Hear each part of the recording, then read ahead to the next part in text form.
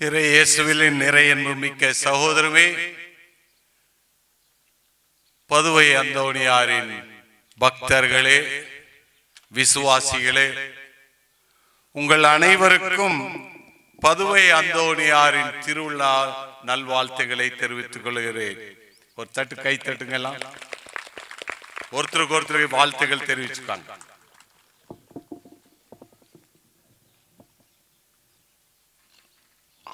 அன்பார்ந்தவர்களே, பதுவை அந்தோணியாரின் பெருவிழாவை நம் வட்டாரத்தில் இன்று மிக ஆடம்பரமாக சிறப்பாக கொண்டாடி கொண்டிருக்கின்றோம். இந்த பதுவை அந்தோணியாரை பற்றி நிறைய கேள்விப்பட்டிருப்பீர்கள். ஒவ்வொரு ஆண்டும் பதுவை அந்தோணியாரை பற்றி நீங்கள் கேள்விப்பட்டிருப்பீர்கள். நானும் அதையே தான் திருப்பி சொல்ல போகின்றேன்.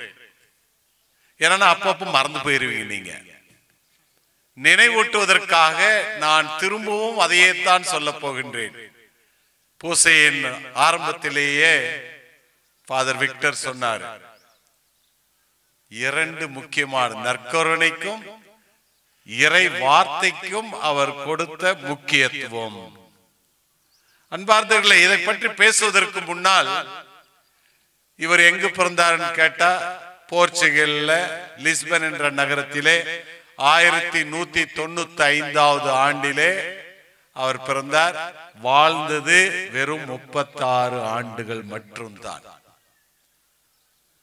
அவர் எப்படி இப்பே பெரிய ஒரு புனிதராக, கோடி அற்புதராக மாறினார் என்றால் அவருடைய குடும்ப சூழ்நிலையினால் தான்.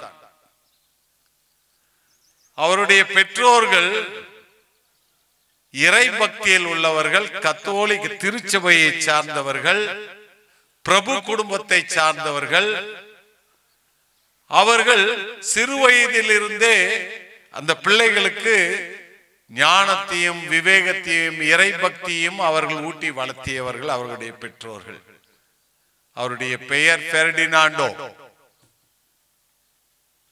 அந்த போர்ச்சுகல் நாட்டு அரசன், அந்த போர்ச்சுகல் நாட்டு மக்கள் எல்லோருமே அன்னை மரியாளை பாதுகாவலியாக ஏற்றுக்கொண்டவர்கள்.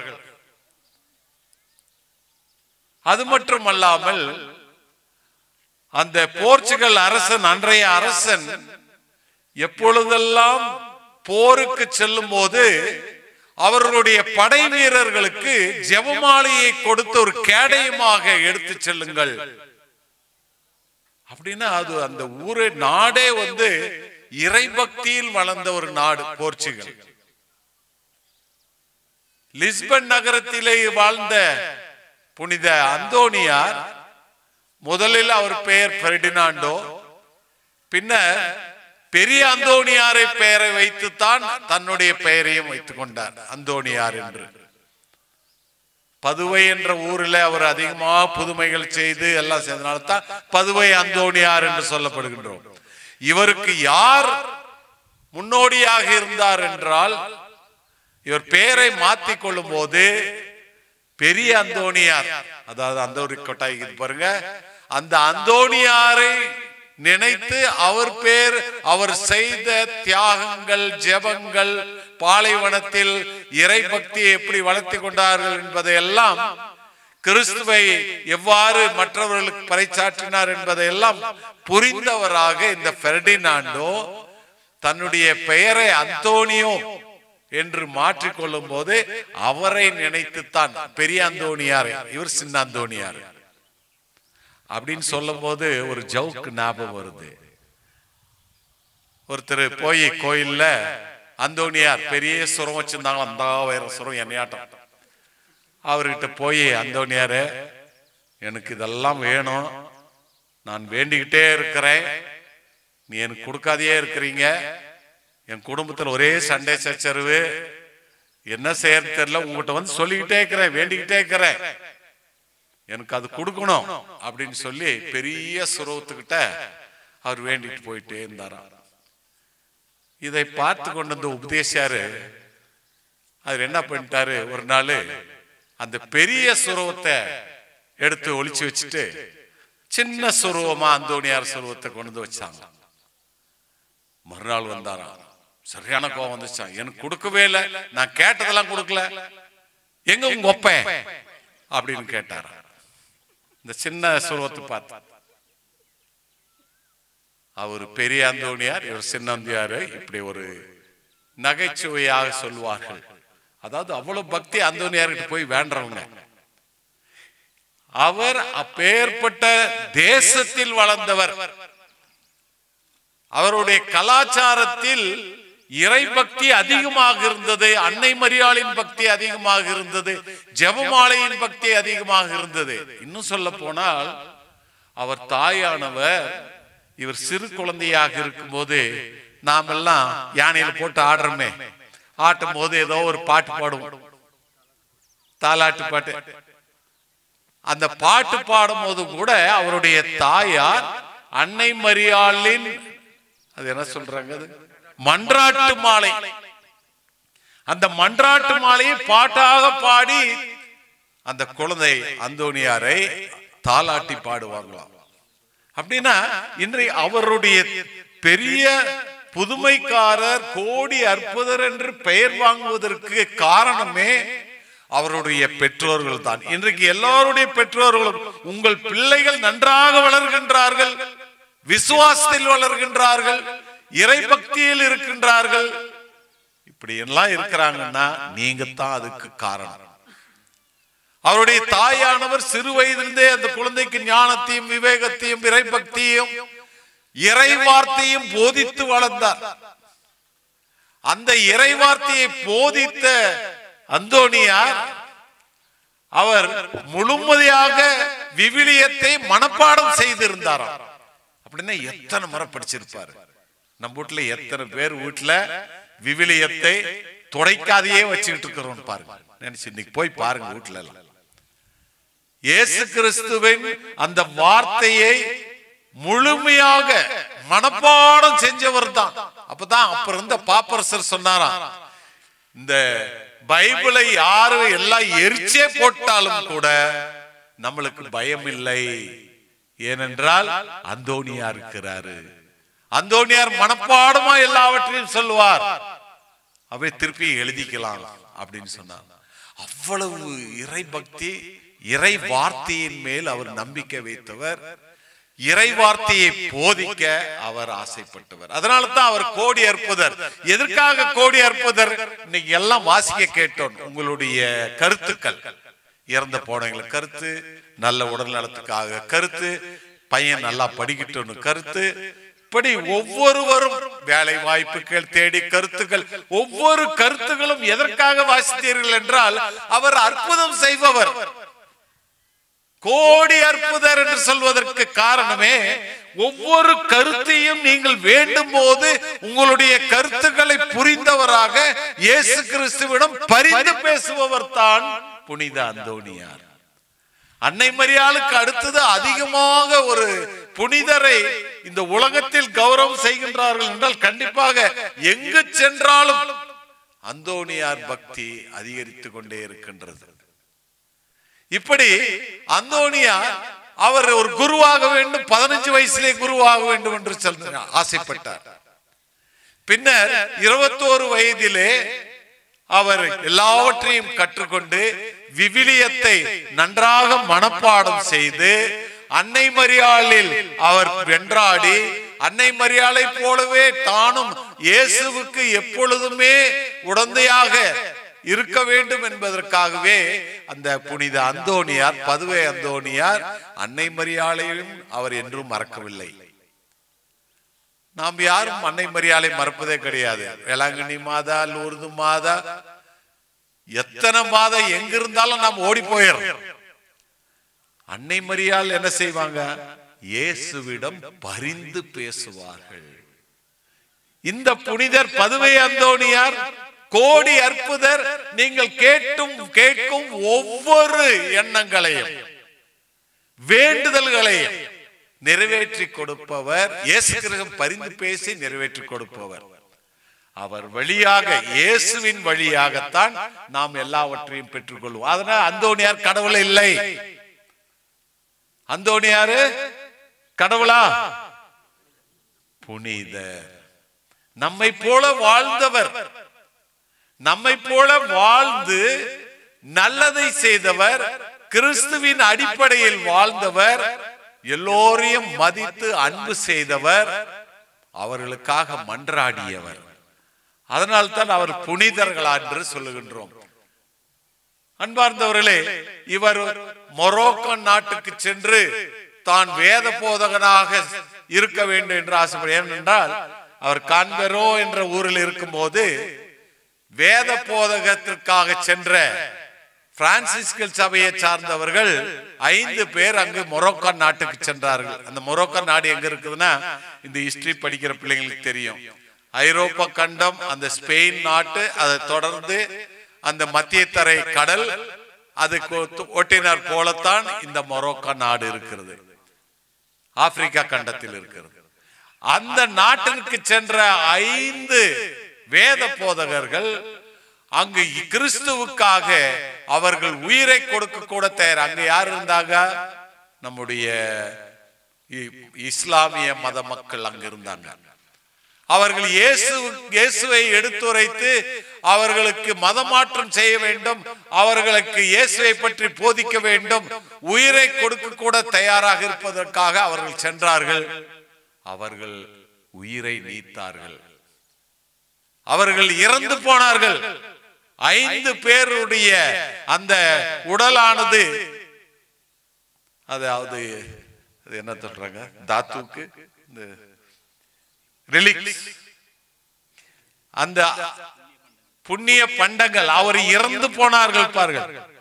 இறந்து போனவருடைய புண்ணிய பண்டங்களை கொண்டு வந்து அந்த கான்பெரோ என்ற ஊரில் வைத்து மக்கள் எல்லோரும் சோகத்தில் ஆழ்த்து அவர்களுக்காக மன்றாடும் போது, இவர் அந்தோணியார் அகஸ்தீன் சபையை சார்ந்தவர். அவர் என்ன பண்ணிட்டாரு, நானும் அந்த மொரோக்கோ நாட்டுக்கு போகணும், இவர்களைப் போலவே நான் கிறிஸ்துவுக்காக சாட்சி பகர வேண்டும், உயிரை கொடுக்க கூட நான் தயாராக இருக்கின்றேன் என்று சொல்லி அவர் மொரோக்கோ நாட்டுக்கு அவர் போகின்றார். எல்லாரையும் கேட்டுதான் அங்கு சென்று நான் மதம் போதிக்க வேண்டும், கிறிஸ்துவுக்காக நான் சாட்சியாக வேண்டும் என்று போனாரு. கடவுளுடைய சித்தம் எப்பொழுதுமே நாம் நினைக்க வேண்டும். நாம் நிறைய கேட்கிறோம், நம்மளுக்கு கிடைக்கலன்னா இறை சித்தம் அப்படின்னு சொல்லணும். நாம் அவர் ஆசையா போனார் மொரோக்கோ நாட்டு இறை வார்த்தையை போதிப்பதற்காக.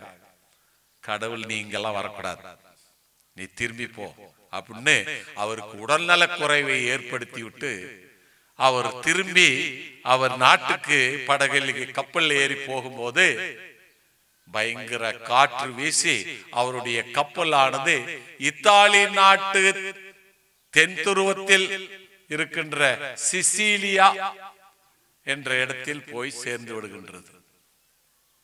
அன்பார்ந்தவர்களே, யோனாஸ் இறைவாக்கினரை பற்றி கேள்விப்பட்டிருக்கிறோம். கடவுள் சொன்னாரு, நீ போ, நினிவே நகரத்துக்கு போ, நீ போய் அவர்களை மனமாற்றம் செய், நீ போகணும்னு சொல்றாரு. இவருக்கு அந்த மக்களுக்காக நான் ஏன் போகணும், அவங்க பயங்கரமா காசு பணம் உள்ளவங்க, எல்லாம் கெட்டு போனவங்க, பாவத்தில் வாழ்ந்து கொண்டு இருக்கின்றவர்கள், சம்பாதிக்கிறாங்க நிறைய, ஆனா பாவத்தில் வாழ்ந்து கொண்டு இருக்கின்றவர், நான் போக மாட்டேன் அப்படின்னு சொல்ல முடியல கடவுள்கிட்ட. போறேன் போறேன் அப்படின்னு சொன்னாரு. போற வழியில என்ன பண்ணி விட்டாரு, நினைவே போகல, வேற இடத்துக்கு அவரு கப்பல் ஏறிட்டார்.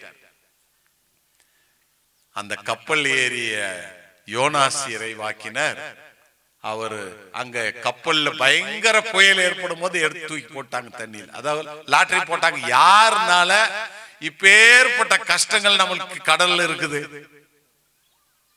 எல்லாரும் நீ தான் நம்ம சொல்ல முடியல. நாம நிறைய பிரச்சனைகள் வரும்போது அவர்தான் நாம் குற்றங்கள் சாற்றி விடுகின்றோம். அங்கு அவர்கள் மற்றவர் மேல் குற்றம் சாட்டாமல் லாட்டரி போடலாம். யாருக்கு லாட்டரி விழுவதோ, காசு பணத்துக்கு லாட்டரி இல்ல, தண்ணீர் தூக்கி போடுறதுக்கு லாட்டரி போட்டாங்க. யோனாஸ் இறைவாக்கினர் மேல் வந்துச்சு.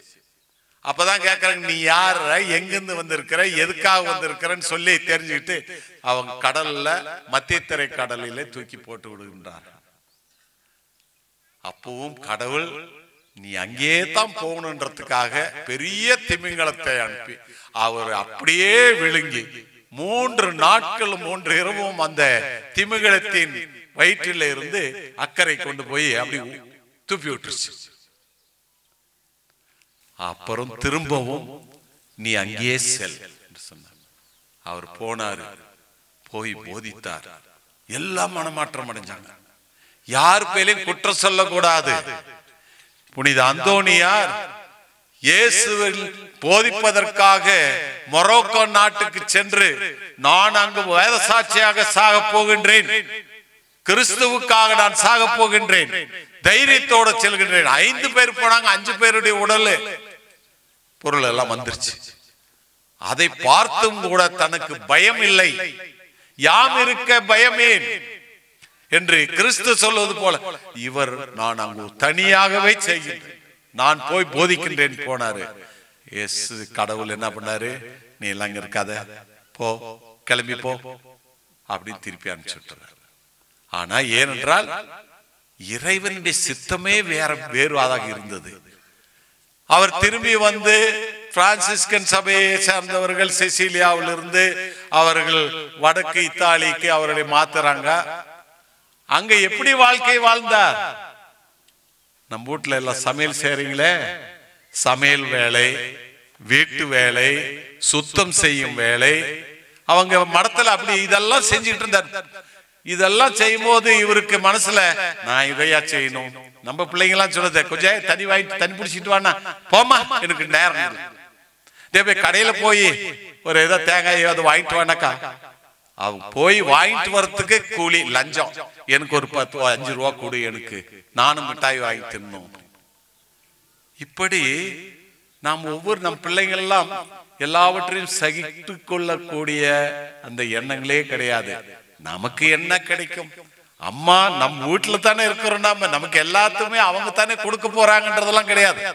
இந்த குழந்தைங்க போகும்போதே நான் மிட்டாய் வாங்கணும், அது வாங்கிட்டு வரேன், ஆனா எனக்கு மிட்டாய் காசு கொடு, அப்படிலாம் அவர் சொல்லல. அந்தோனியார் அவ்வளவு விசுவாசினா, தனக்கு எந்த ஒரு சூழ்நிலையில் இருந்தாலும், கஷ்டங்கள் இருந்தாலும், பாத்திரம் கழுவணும், பாத்ரூம் கழுவணும், சமையல் செய்யணும், எல்லாவற்றையும் செஞ்சவர். அவருடைய வாழ்க்கையிலே திருப்பம் என்பது ஒரு பெரிய கேதரிங், சாமியற்பட்டம் ஒருத்தர் கொடுக்கறாங்க. அப்பொழுது சாமியற்பட்டத்துக்கு பிரசங்கம் கொடுக்கறதுக்கு ஒரு ஆள் வேணுமா இருந்தது. அது ஆல்ரெடி அவங்க தேர்ந்தெடுத்தாங்க, இவர் தான் பிரசங்கம் வைக்கணும் அப்படின்னு. அன்னைக்கு எல்லாம் பூசிக்கு நேரம் ஆச்சு, தொடங்கியாச்சு, அவர் வரவே இல்லை. பிரசங்கியார் வரவே இல்லை. அந்த தலைவர் மத தலைவர் கேட்கறாங்க, நீ பூசி, நீ பிரசங்கம் வை, நீ பிரசங்கம் வை. நானும் என்ன ப்ரிப்பேரே பண்ணல. இப்ப நாங்களாம் வந்த உடனே சாமி நீங்க பிரசங்கம் வச்சிடறாங்க, ஏன்னா எப்பொழுதும் தயாராக இருக்கிறாங்க. அவர்கள் நிறைய குருக்கள் இருந்தார்கள். பிரசங்கம் வைங்க அப்படின்னு உடனே நான் பிரசங்கம் தயார் பண்ணல அப்படின்னு சொல்லிட்டாங்க. கடைசியில பாவம் இந்த அந்தோனியார், யாருக்கும் தெரியாது இந்த அந்தோனியார் யாருன்னே தெரியாது. அப்பேற்பட்ட அந்தோனியார நீ பிரசங்கம் கொடுன்னு சொன்ன உடனே அவர் அதை ஏற்றுக்கொண்டு மிக தெளிவாக அப்படியே அடிச்சு பேசுவது போல அவர் அந்த பிரசங்கம் கொடுத்தாராம். அன்றையிலிருந்து தான் அவர் பெரிய போதகராக மாறினார். அவர் போதனை செய்யும் போதெல்லாம் 30,000 பேர் 40,000 பேர் இருக்கும். ஆலயத்தில் எல்லாம் அவர் போதனை செய்ய முடியவில்லை. எங்க கிரவுண்டுக்கு தான் அப்படித்தான் போய் போதனை செய்வார். அப்படி போதனை செய்து கொண்டிருக்க இறை வார்த்தை தான் அவர் முக்கியம் கொடுத்து கொண்டிருந்தார்.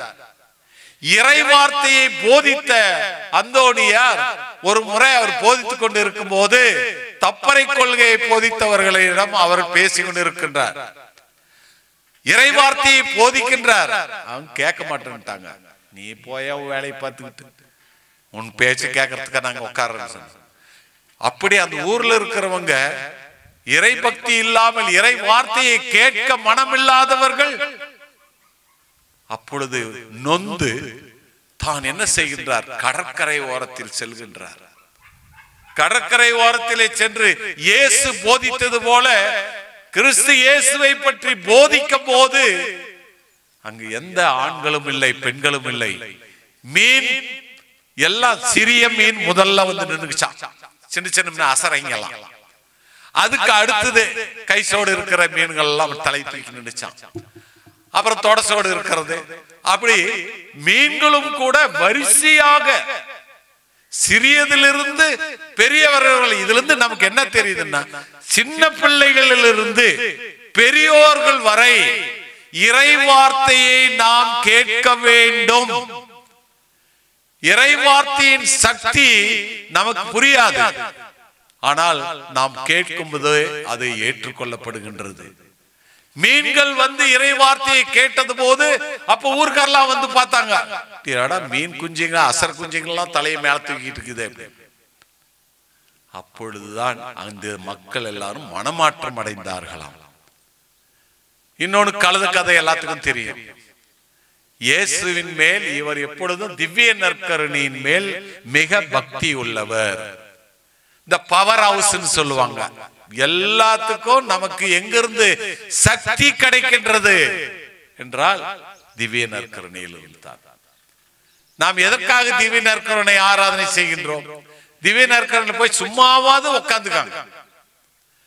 நீங்க ஆலயத்திற்கு போங்க, அவ்வப்போது உங்களுக்கு ஏதாவது பிரச்சனை இருக்குதா போங்க, ஆலயத்தில் சென்று திவ்ய நற்கருணையில் வீட்டிருக்கின்ற இயேசுவை சந்தியுங்கள். எனக்கு அது வேணும் இது வேணும் எல்லாம் கேட்காதீங்க. நீங்கள் கேட்கும் முன்னரே அவர் அறிந்தவராக இருக்கின்றார். ஆகவே நற்கருணை பக்தியை அவர் வளர்த்தியவர். அப்பொழுது ஒருவன் இந்த நற்கருணையில கிறிஸ்து எல்லாம் உண்மையா இல்ல, எனக்கெல்லாம் அதில் நம்பிக்கை இல்லைன்னு சொல்றான்.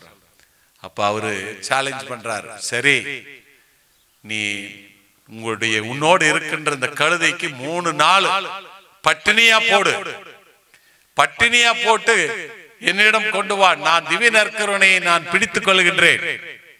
திவ்ய நற்கருணை பிடித்துக் கொண்டு இருக்கும் போது அந்த பட்டினியா கிடந்த அந்த கழுதை நீ அதுக்கு முன்னால வச்சிருக்க, அதுக்கு என்னென்ன வேணுமோ தீண்டி அதெல்லாம் வச்சிருப்பாங்க, அதை சாப்பிட போகின்றதா இல்லது திவ்ய நற்கருணைக்கு மண்டி போட்டு வணக்கம் செலுத்துகின்றதா பார் என்று சொல்லி 3 நாள் பட்டினியா போட்டு எங்க அந்தோணியார் சொல்றாரு, அந்தோணியார் சொல்றதெல்லாம் பொய்யாகும். ஏன்னா பாருங்க, இந்த பசியோட 3 நாள் கடந்த அந்த கழுத ஒடியாந்ததும் நான் வச்சிட்டு இருக்கிறேன் பாரு அந்த திவ்ய நற்கருணை பக்கத்துல, அதைத்தான் சாப்பிடறதுக்கு ஒடியாரும். திவ்ய நற்கருணை ஒண்ணும் பண்ணாது, அவுத்து விட்டாங்க. ஒரே ஓட்டம் ஒடியாந்ததும் அந்த திவ்ய நற்கருணை முன்னால 2 காலையும் போய் வணங்கி அப்புறம்தான் போய் அது என்ன வச்சுதா சாப்பிட போச்சான். அப்படின்னா திவ்ய நற்கருணையில் அவ்வளவு ஒரு சக்தி. உருவாக்கப்பட்ட அந்த பிராணிகள் அதுங்களுக்கே இவ்வளவு ஒரு அறிவு இருக்கும்போது 6 அறிவு உள்ள நாம் திவ்ய நற்கருணையில் இயேசு எப்பொழுதுமே நமக்காக காத்து கொண்டிருக்கின்றார் என்பதை நாம் உணர வேண்டும். அவருடைய போதனை அவ்வளவு ஆக மக்களை எல்லாம் நிறைய பேசலாம் அவரை பற்றி. அப்படியெல்லாம் இருந்துச்சுன்னா அவர் பாவ சங்கீதத்திலையும் கூட எப்பவுமே உட்கார்வாராம். ஒரு நாள் ஒரு சிறுவன் சாமியார்கிட்ட பாவ சங்கீதம் செஞ்சானா, அந்தோணியார்கிட்ட பாவத்தை இப்படி என் தாயாரை காலால் உதைத்து விட்டேன் என்று சொன்னானா. அந்தோணியார் என்ன சொன்னாராம், காலால் உதைத்த அந்த காலை வெட்டப்பட வேண்டும் சொன்னாராம். இவன் அதையே அப்படி மனசுல இருந்து வீட்டுக்கு போய் தன் காலை வெட்டி கொண்டானா. இதை கேள்விப்பட்ட அந்தோணியார், ஐயோ நான் சொன்னதனால் உடனே காலை வெட்டி, தாயை மதிக்காதவனுக்கு இப்படி ஒரு தண்டனை கொடுக்க வேண்டும் என்பதாக நான் சொன்னேன். இவன் காலையே வெட்டி கொண்டான். போய் அந்த காலை துண்டான காலை எடுத்து விட்டு ஒட்ட வச்சார். கம்மு போட்டு இல்ல, ஃபெவிகோல் இல்ல துணியை போட்டு சுத்தல. இறை வல்லமையை பெற்ற அந்தோணியார் அவர் புதுமையை செய்தார். காலை எடுத்து விட்டு இனிமேல் தாயை மதித்து வாழ் என்று சொல்றார். பிள்ளைகளே, தாய் தந்தையரை பெற்றோரை மதித்து வாழுங்கள். பெற்றோர்களே, நீங்கள் நல்ல வாழ்க்கையில் வாழ்ந்து பிள்ளைகளுக்கு நல்லதை கற்றுக் கொடுங்கள். நாம் பாவசங்கீதம் செய்யும் போது பெற்றோர்களுக்கெல்லாம் எப்படியெல்லாம் பொய் சொல்லி இருக்கிறோம், இதெல்லாம் நினைச்சு பாவசங்கீதம் செய்யணும். உண்மையான பாவசங்கத்தை செஞ்சா அவர் சொல்ற கட்டளையை நாம் கடைபிடிப்போம். அது மட்டும் இல்ல, அவர் போதனையை அப்படி ஜனங்க கூட்டம் கூட்டமாக வருவாங்க. அப்படி கூட்டம் கூட்டமாக இருந்த போதனை செய்த அவருடைய நாவானது அவர் இறந்தும் ஒரு 200 வருஷம் கழிச்சு தோண்டி எடுத்து பார்க்கும் போது அவருடைய நாவு இன்னும் அழியவில்லை. அப்பொழுதே அழியவில்லை. இப்பொழுதும் கூட பதுவா நகரில் ஆலயத்திலே அந்த புனித அந்தோனியாரின் நாவு இன்னும் இருக்கின்றது, அழிவுறாமல் இருக்கின்றது. இயேசுவின் வார்த்தைகளை போதித்த அந்த நாவானது, மக்களை மனமாற்றம் செய்த அந்த நாவானது, போதனை செய்த அந்த நாவானது அழியாமல் ஆண்டவர் அந்த நாவை மட்டும் காப்பாற்றி இருக்கிறார். உடலெல்லாம் அழிஞ்சு போச்சு, ஆனா அந்த நாவை ஆண்டவர் காப்பாற்றினார். இன்றைக்குமே பதுவை நகரிலே நடுவுல அந்த நாவை வைத்திருக்கின்றார்கள். அத்தனை பேர் போறாங்க. இன்னுமே அவர் நாவு இருக்கின்றது. அவருடைய போதனைகள், அவர் செய்ததை நினைத்து மக்கள் மனமாற்றம் அடைகின்றார்கள், பாவத்திற்காக மனம் வருகிறார்கள். நற்கருணைக்கு அவர்கள் மரியாதையும் வணக்கத்தையும் செலுத்துகின்றார்கள். இப்படி நிறைய பேசலாம் அந்தோனியாரை பற்றி. வேணும்னா அடுத்த வருஷத்துல கொஞ்சம் சேர்த்து சொல்லலாம் வேற. ஆனா மறந்துடாது, இந்த வருஷம் சொன்னது அந்தோனியாரின் பக்தராக இருக்கின்ற நாம், இந்த வட்டாரத்தின் பாதுகாவலராக இருக்கின்றார் புனித பதுவை அந்தோனியார். நீங்கள் எல்லோரும் ஒற்றுமையாக நல்லதை செய்து கொண்டு இருக்கின்றீர்கள். அந்த அந்தோனியார் நமக்கு எப்பொழுதும் துணையாக இருப்பார், நமக்காக பரிந்து பேசுவார். உங்கள் ஒவ்வொரு எண்ணங்களும் வேண்டுதலும் நிறைவேற்ற செய்வார். அந்த நம்பிக்கையோடு தான் நாம் இத்தனை பேரு பூசி ஒப்பு கொடுத்தோம். என் பிள்ளைக்கு கல்யாணம் ஆகணும், என் கடன் தீர வேண்டும், என் குடும்பத்தில் இருக்க நோய் தீர வேண்டும், இப்படி நிறைய படிக்கணும் பிள்ளைங்க, இறந்து போனவங்களுக்காக, இப்படி எல்லாம் பூச வைக்கும் போது அவரிடம் பரிந்து பேசுங்கள். இயேசு நமக்கு கண்டிப்பா தருவார். அவர் பரிந்து பேசி, இயேசுவிடம் பரிந்து பேசி நமக்கு புதுமைகள் பல செய்வார். ஆகவே அந்த புதுமைகளை பெற்றுக்கொள்ள உண்மையான, நேர்மையான, பக்தியான விசுவாசிகளாக இருக்க அந்த இறைவனை பார்த்து மன்றாடுவோம். புனித பதுவை அந்தோனியார் நம்முடைய ஒவ்வொரு செயல்களையும் வேண்டுதலையும் இயேசு கிறிஸ்துவிலிருந்து பெற்று தருவார். ஆமென்.